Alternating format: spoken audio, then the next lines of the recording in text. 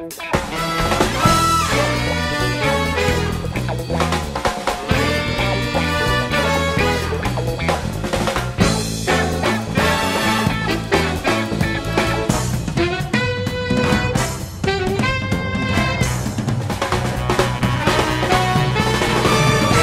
semuanya, selamat malam, selamat datang di YouTube channel Keluarga Batak di Jerman. Hari ini, di malam hari yang indah ini, aku pengen banget ngobrol-ngobrol sama kalian semua tentang tips mencari suami bule. Kenapa judulnya itu tips mencari suami bule? Karena kita tuh punya akun TikTok, namanya itu Keluarga Batak di Jerman, TikToknya sama kayak YouTube kita dan Instagram kita. Dan setiap aku live streaming di sana, nggak hanya live streaming sih, tapi banyak banget dapat komentar atau pertanyaan yang mereka tuh bertanya tips mencari bule itu kayak gimana. Aku sendiri jujur ya bingung mau jawabnya kayak gimana. Kenapa? Karena aku pribadi di dalam hidupku aku tidak pernah meminta sama Tuhan untuk memiliki suami seorang warga negara asing. Aku tidak pernah memohon sama Tuhan, Tuhan berikan aku jodoh bule. Oke, nggak pernah. Yang aku pinta dari Tuhan adalah Tuhan berikan aku yang terbaik karena Tuhan tahu apa yang aku butuhkan. Kenapa aku bilangnya seperti itu? Karena dalam pencarian pasangan hidup dalam pernikahan itu, karena menikah itu kan satu kali dalam seumur hidup. Dalam sebelum kalian menikah, kalian bebas berkenalan dengan siapapun, mau bangsa dari mana kek, dari keluarga negaraan apa kek, mau warna kulitnya apa kek, terserah, bebas. Tapi pada saat kalian memilih pasangan untuk menjadi pasangan hidup kalian, suami atau istri kalian, lihatlah baik-baik dari karakternya. Zaman sekarang itu susah sekali mendapatkan pasangan yang baik. Kalau aku dulu sebelum menikah, calon idamanku adalah yang memiliki karakter sama seperti bapakku. Kenapa seperti itu? Bapakku itu adalah panutan hidupku dalam mencari pasangan hidup. Bapakku itu bukan perokok, bukan pemabuk, tidak suka main perempuan. Dia juga tidak pernah memukul mama saya. Dia adalah sosok suami dan bapak yang sangat bertanggung jawab. Dia pekerja keras. Dia tidak pernah malu membantu mama saya dalam membersihkan rumah, dalam menyapu rumah. Karena kan zaman sekarang ini laki-laki itu banyak yang berpikiran bahwa dia seorang laki-laki, derajatnya seorang laki-laki kayak pantang buat dia itu untuk bantu istrinya bersihkan rumah. Karena dia berpikir gue laki-laki, ngapain gue bersihin rumah. Aduh, puji Tuhan ya, aku punya suami yang dia kalau ngeliat aku udah megang sapu aja, dia akan selalu bertanya sama aku apa yang bisa dia bantu. Dan itu langka banget men, mendapatkan laki-laki seperti itu langka banget. Ketika aku sakit, dia nggak pernah nggak pernah malu untuk pijitin aku, untuk masak, untuk bersihin rumah. Tuh. Jadi ketika kalian mencari pasangan, lihatlah dari karakternya, bukan dari casingnya dia sebagai bule atau orang lokal. Karena kalau kalian berpikir nikah sama bule aja, karena saya lihat youtuber yang nikah sama bule kayaknya hidupnya bahagia banget. Oke, kalian mungkin hanya lihat dari satu sisi, tapi mungkin kalian belum melihat dari sisi lain yang mungkin mereka bukan seorang youtuber yang tidak menampilkan kehidupannya, yang tidak mau mempublikasikan kehidupannya, yang tidak mau bercerita tentang bagaimana perjalanan hidupnya, dan ya mereka menyembunyikan semua itu gitu. Karena banyak banget guys perempuan-perempuan yang menikah dengan bule ini yang mungkin mereka dipukuli, mereka dianiaya sama suaminya, tidak dinafkahi. Bahkan ada yang pernah dimutilasi. Aku dapat videonya itu dari kakak Cia, dikirim dari WhatsApp tadi. Aku juga shock juga ya pas nonton video itu. Jadi perempuan ini nikah sama warga negara Inggris dan dimutilasi. Itu. Jauh dari keluarga. Siapa yang mau membela? Tuh. Jadi jangan melihat dari casingnya, karena gimana ya, bule atau lokal Sebenarnya sama aja, laki-laki tuh sama aja gitu. Laki-laki tuh kan mau bule sama lokal sama aja, tapi lihat perbedaannya dari karakternya gitu.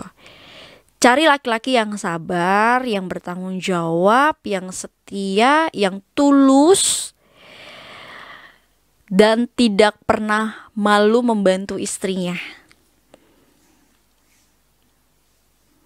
Jujur, itu pasti harus juga. Takut sama Tuhan adalah syarat utama yang paling penting.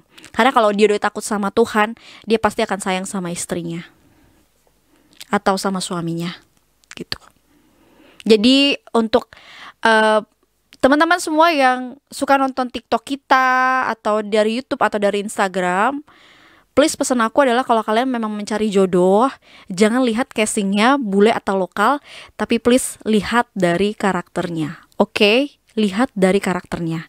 Karena casing itu bisa menipu. Casing bisa menipu. Oke? Karena aku gimana? Aku pernah pengalaman dulu, mau dari lokal, mancanegara. Oh my god, sakit. Aku udah pernah Batak, udah pernah Jawa, udah pernah, terus Kanada pernah, Jerman 2 kali pernah, Australia pernah. Dan yang aku seleksi adalah karakter, dan yang memenuhi karakter seperti bapakku itu ya cuman suamiku sekarang ini, Stefan. Mantanku dulu yang pertama, dia balikan sama mantannya, kayak selingkuh lah ya, selingkuh sama mantannya. Terus ada juga yang ternyata keluarganya ini pusing memikirkan harta warisan orang lain. Aduh, mohon maaf kalau itu aku jauh-jauh dari orang-orang seperti itu. Terus dan satu hal yang aku sampai waktu itu nggak habis pikir adalah ketika aku sedang membantu orang lain yang kesusahan, tiba-tiba tuh dia kayak maksa aku untuk minta balik uang yang udah aku kasih ke orang lain. Dan aku nggak paham ya, karena gimana ya, ketika aku baik sama orang, ketika aku mau membantu sama orang, itu pantang bagiku uangnya itu balik lagi ke aku gitu. Itu prinsip aku, karena aku meniru bapakku ya. Bapakku itu kan orangnya ringan tangan banget, suka membantu orang gitu. Jadi ketika dia sudah membantu orang, dia nggak mau apa yang sudah dia bantu itu balik lagi ke dia gitu. Dan itu mau aku aplikasikan dalam kehidupan aku, dan dia itu tidak bisa sejalan sama aku karena prinsipnya seperti itu gitu loh. Aku bantu orang, kok dia tiba-tiba mau minta uang yang udah aku kasih ke orang lain gitu loh. Padahal kan itu uangku gitu. Terserah dong aku mau kasih ke siapa, kek itu hak aku gitu. Ya, masa lalu ya. Terus ada juga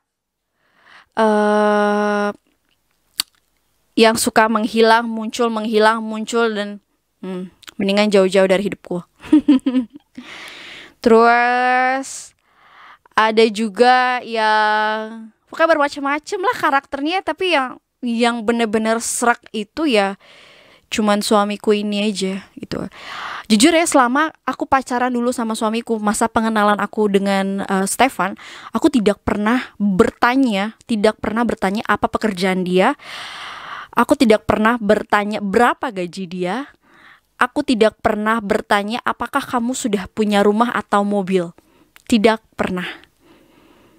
Karena kalau aku mau mendapatkan orang yang baik, aku pengen mendapatkan orang yang tulus, aku pun juga harus menjadi orang yang tulus dan menerima apa adanya. Tuh. Jadi dia pun menerima aku apa adanya, dan aku pun menerima dia apa adanya. Mungkin banyak orang berpikir, lo pasti nikah sama bule karena uangnya. Aduh, mohon maaf nih ya. Ketika aku berkenalan dengan suamiku, itu posisi dia tabungannya habis karena ditipu oleh mantan pacarnya, dibuat pesta pernikahan palsu oleh mantannya. Suamiku sudah membelikan rumah untuk perempuan itu di negaranya, dan untuk orang tua si wanita itu pokoknya habis semua tabungannya.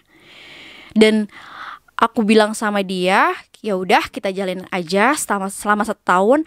Nanti kalau memang kamu berniat untuk menikah dengan aku, kamu datang ke Indonesia, kamu minta izin dengan keluarga besarku, lalu kita akan laksanakan pesta pernikahan.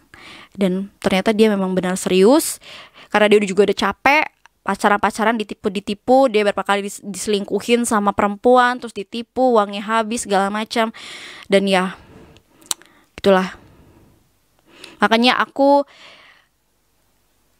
jodoh itu adalah cerminan kita gitu loh. Seperti yang aku bilang tadi, kalau kamu mau mendapatkan orang yang tulus, menerima kamu apa adanya, mencintai kamu apa adanya, kamu harus jadi orang yang tulus juga dan bisa menerima pasangan kamu apa adanya gitu. Kamu harus jadi orang yang jujur, jangan jadi orang yang posesif. Untungnya suamiku memang tidak pernah bawa handphone ke tempat kerjanya, karena memang dia pulang kerja langsung pulang. Dia nggak suka neko-neko, dia nggak suka nongkrong-nongkrong.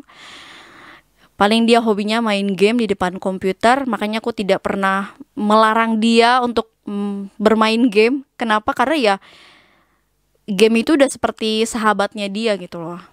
Dan lebih baik menurut aku ya main game daripada dia harus nongkrong di luar gitu loh. Dan dia juga bukan perokok, dia nggak mabuk, dia nggak suka minum alkohol, dia nggak suka main perempuan. Mungkin banyak laki-laki di luar sana yang matanya itu akan langsung hijau ketika melihat perempuan berbaju seksi. Tapi puji Tuhan, suamiku malah tidak suka dengan perempuan-perempuan berbaju seksi. Suamiku tidak suka melihat wanita-wanita yang kurus atau langsing atau apa. Dia nggak suka, dia lebih suka wanita yang berisi. Makanya aku tidak boleh diet ketat.